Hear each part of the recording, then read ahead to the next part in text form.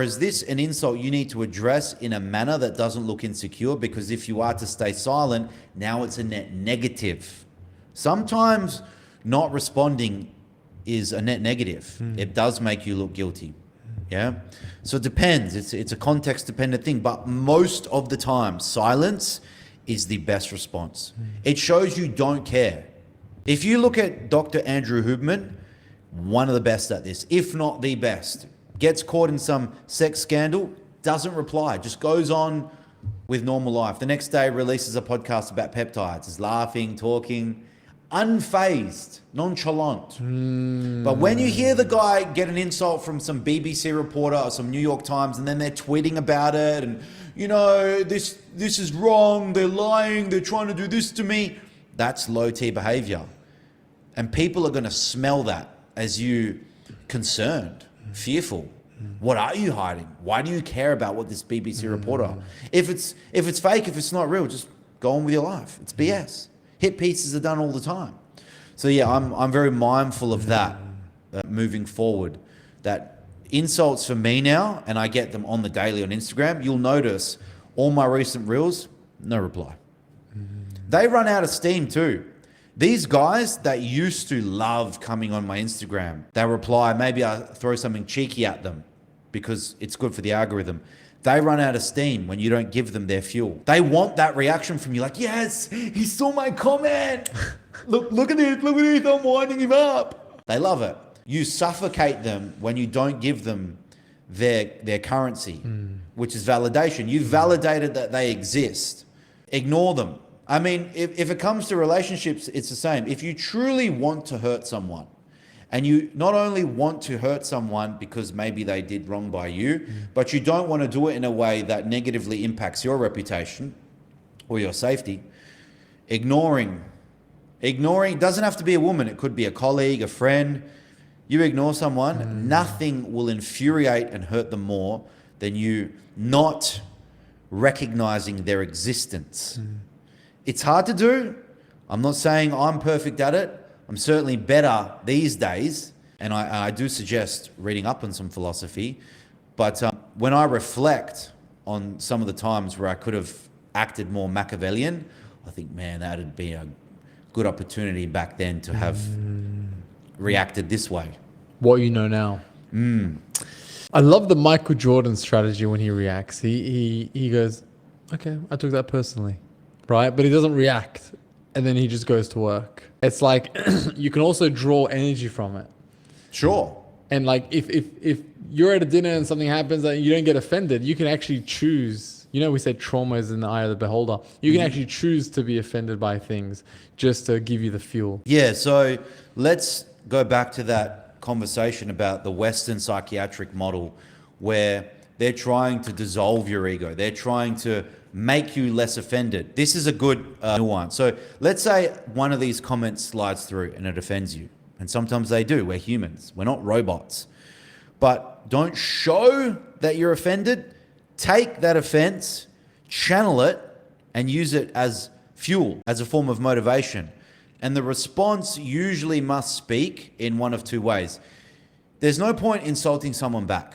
It's cheap. The only time you insult someone back is when you are prepared to completely destroy them. And most of the time you're not. It's not worth your reputation or your safety. I mean, to destroy someone in many cases would mean killing them. So if you're not willing to, just ignore it. Now, the way to truly get back at them without directly doing so is via success. That's why they say success is the best revenge. But there is another phrase, revenge is a best dish served cold, And if you're going to serve that dish, you definitely want to get away with it. And there are very few instances where you're able to do that in modern society. It's not 2,000 years ago where you just, send the troops to cut that guy's head off. There's CCTV footage now. People are monitoring your phones. You need to be very careful about that. You'll get the death penalty in places like here in Dubai. The world has changed. So you're really not left with many responses. Be silent and then kill them with success. Then the third option would be, like I said, you destroy their reputation. You destroy them. And that typically requires a lot of time, effort, and capital. That's why I saw it on Twitter, actually. I don't know if this is true. You can confirm this. It was one of your mates. He's got a lot of money now. And just for fun, he's petty maxing, going after all these people that tried to go after him. Those two Aussie blokes, those fat Aussies, they were going after Andrew Tate, calling him a trafficker or whatever. Then he beat the case, and now he's spending a considerable amount of capital just to strangle their life. Andrew is. Yeah. Wow. Is this true? I don't know who you're That's why I talking asked about. you. I saw the tweet and I thought, I don't know if it's true or not, but that's just funny. It's funny that after he's got so many millions, now he's just petty maxing like, I'm going to teach you a lesson, mate. That'd be fun. Well, the thing is, he actually made a video about this recently. I watched it, and he goes, like, you know what? One of the best things about being rich is, it's like maybe like 7 years ago. You probably don't remember it, but we went out to dinner. You did something petty. I don't know. I paid for dinner like I always do, and you didn't say thanks. I held on to that. So then you know what I do? I fly everyone out to this particular restaurant, and I don't invite you. That is the purest example of what I'm describing here. And if someone goes, would you do that, Daniel? I would say 100%. 100%. Bro, I remember Instagram handles from Anoms. When I see it pop up, I know that person has insulted me before. And oftentimes, you know what they do? They will compliment me. And I think, no. I remember your handle, you little fucking Anom. You were insulting me before. Don't think that complimenting me now somehow makes up for the past. No, you are always on my hit list forever. That's petty maxing. And sure, should the day come where the available capital, time, and effort be there for me to easily, nonchalantly destroy someone who tried to bring me down, I'm going to do it. And you guys know who you are. Just snap the chair again. Yeah, that's all right. You want to switch chairs? No, it's all right. It's okay for now. We Okay. often snap this chair, but Yeah. it's my bad because leaning back on these little bar chairs at my weight, it's not very clever. No. Next. It's one of the joys in life is to get revenge like that. You know who does it really well? Drake. What does he do? Okay, so he's got beef with Pharrell, right? Does he? Yeah, and he's bought all of Pharrell's old chains. And in his music videos, I can actually point it out to you, and he's holding it and stuff like that. And in one of his lines, he says like something like, "I daydream about the day where all your things are up for auction, You and know- I'm gonna buy it all." The only kicker there is that, to me, I'm not into the whole black hip hop culture thing like you are. Yeah. For me, Drake just seems far more popular than Pharrell. It seems like almost a positive that Drake's talking about him. I haven't heard of Pharrell in fucking forever, bro. Is he even True. relevant anymore? True, but the thing is, sometimes you want to give them a little bit of spotlight, but just to make sure that spotlight, you're just you're just rubbing them into the dirt. You You're like, make him look like a little zouk. I've got all your old chains. He's holding his chains in Yeah. his music video, saying, Yeah. come get." And then Pharrell's artist was Pusha T. He had beef with Pusha T, and he said, "You want to take up for your boss? Tell your boss to come to my house. Tell your boss to come pick up his legacy from my house." Like all these chains and everything, like basically associating his legacy with that. So yeah, he does it very well. So okay, just to wrap up that point you were saying before. So you're saying it's better. Is it smarter to be respected than underestimated then? Neither. It depends. So a lot of people are obsessed with being loved and feared. A lot of people just want to be respected. To desire for people to feel that way about you in general is low T. You should only desire the outcome. Should it be more advantageous in this society for people to love you?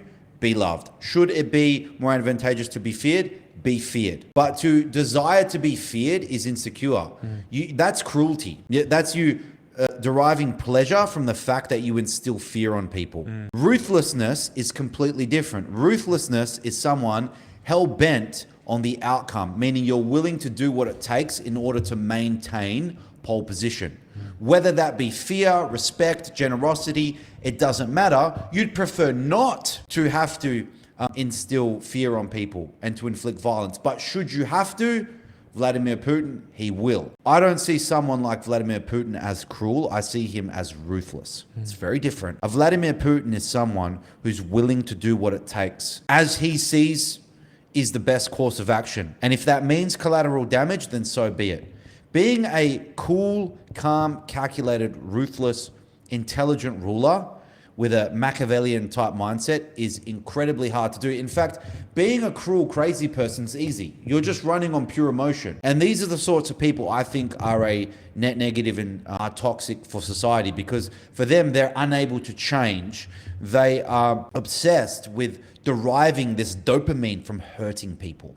Sadistic. They're sadistic. These people are your sociopath types that I think the world doesn't need. We need to kill out that gene pool, so to Yeah, I speak. agree. I 100% agree. You feel me? And that's why a lot of pedos, bro, are people that are insecure individuals that always were striving for this sort of power. You very rarely hear it coming from these cool, calm, calculated rulers. Yeah? So yeah, I don't see people like a Vladimir Putin as a bad person. Some of the coolest, calmest, most ruthless rulers I see are in the Middle East. That's how I see the sheikhs as well.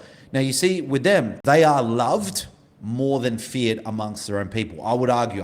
That's fair? Very fair. Okay. However, should someone slip out of line like these terrorists the other day, immediately they will fear what the ruler and the leadership will do to them. There's this balance, okay? So they have a hard stance on things that they somehow are able to be loved by their citizens. But should anyone fall out of line, you will feel the wrath of what happens to you in one of these Middle Eastern states. That's also why, like, you know, bin Zayed and Sheikh Mohammed bin Rashid Al Maktoum, those are the reasons why. They're chill. You never hear them on a podium going like, we're gonna do this and we're gonna do that. No. They're chill, like ice, bro.